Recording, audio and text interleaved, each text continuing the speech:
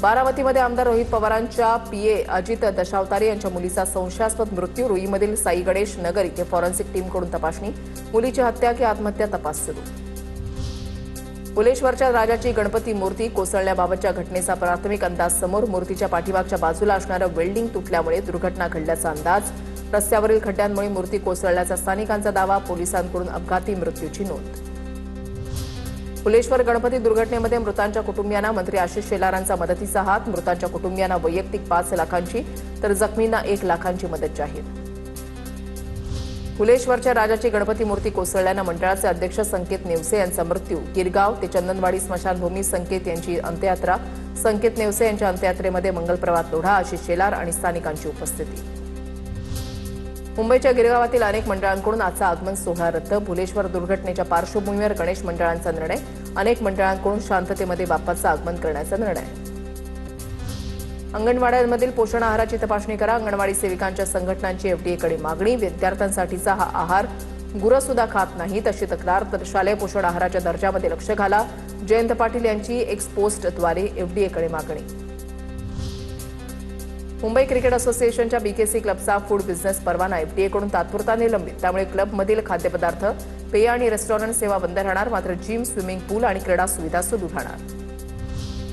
चिंचवडमध्ये तुकाराम मुंढे यांच्या मुलाखतीच्या कार्यक्रमाच्या पार्श्वभूमीवर रामकृष्ण मोरे प्रेक्षागृहासमोरील खाऊ गल्ली बंद. गर्दी आणि वाहतूक कोंडी टाळण्यासाठी प्रशासनाचा निर्णय. आता पाहूया टॉप 9 महत्त्वाच्या बातम्या. जनगणनेमध्ये ओबीसींच्या स्वतंत्र रकान्यासाठी सकल ओबीसी महामोर्चाकडून 1 सप्टेंबरपासून आंदोलनाचा इशारा. आंदोलनाच्या पार्श्वभूमीवर 25 ऑगस्टला मुंबईमध्ये राज्यस्तरीय बैठक. यावेळेला गृहमंत्रालयाच्या राजपत्राविरोधात याचिकाही दाखल केली जाणार. खाण्याची आणि व्यावसायिक वापराची साखर वेगळी करा. सहकार मंत्री बाबासाहेब पाटील यांची मागणी. वाढत्या साखर दरावर राज्य सरकारचा केंद्राला प्रस्ताव.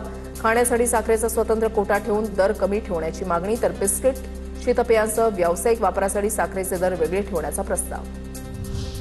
सोलापूर जिल्ह्यामध्ये यंदा पावसाची दडी. ऑगस्टमध्ये या दशकातील सर्वात निच्चांकी पावसाची नोंद. जिल्ह्यामधील 96% पेरण्या पूर्ण. मात्र पावसाची हजेरी नसल्यानं दुबार पेरणीचं संकट. जून, जुलै आणि ऑगस्ट महिन्यामध्ये सरासरी 108 मिलीमीटरपेक्षा कमी पावसाची नोंद. मोरच्या कापूरहोळ परिसरामध्ये पुणे-सातारा महामार्गावर शेतकऱ्यांचा रास्ता रोको. सुप्रिया सुळेंचा आंदोलनाचा पाठिंबा. भोगवली गावामध्ये होऊ घातलेला हाय व्होल्टेज सबस्टेशनचा प्रकल्प रद्द करण्याची मागणी. परभणीमध्ये गुरुवारी झालेला नर्सिंगचा पेपर फुटला. जीएनएम प्रथम वर्षाचा पेपर व्हॉट्सअपच्या माध्यमातून व्हायरल केल्याची घटना. पर्यवेक्षिका आणि तिच्या बहिणीच्या विरोधात गुन्हा दाखल.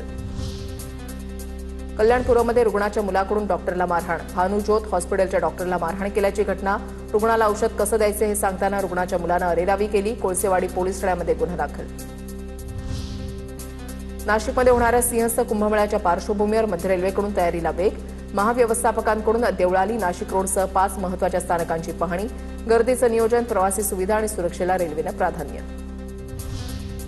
कराडमध्ये मराठी भाषा विभागाच्या वतीनं साहित्यिकांसोबत संवाद आणि आढावा बैठक संपन्न. मंत्री उदय सामंतांच्या उपस्थितीमध्ये झालेल्या बैठकीमध्ये मराठी भाषा समृद्धीवर चर्चा. यशवंतराव चव्हाणांच्या नावानं अनुवाद समिती सुरू करण्याची सामंतांची घोषणा. उत्पादनातील घट. वाहतूक खर्च वाढल्यानं सुकामेवा महागला. बदाम पिस्त्याच्या दरामध्ये किलोमागे 300 रुपयांपर्यंत वाढ. पुण्याच्या गुलटेकडी मार्केट यार्डामध्ये बदाम पिस्त्याची आवक निम्म्यावर.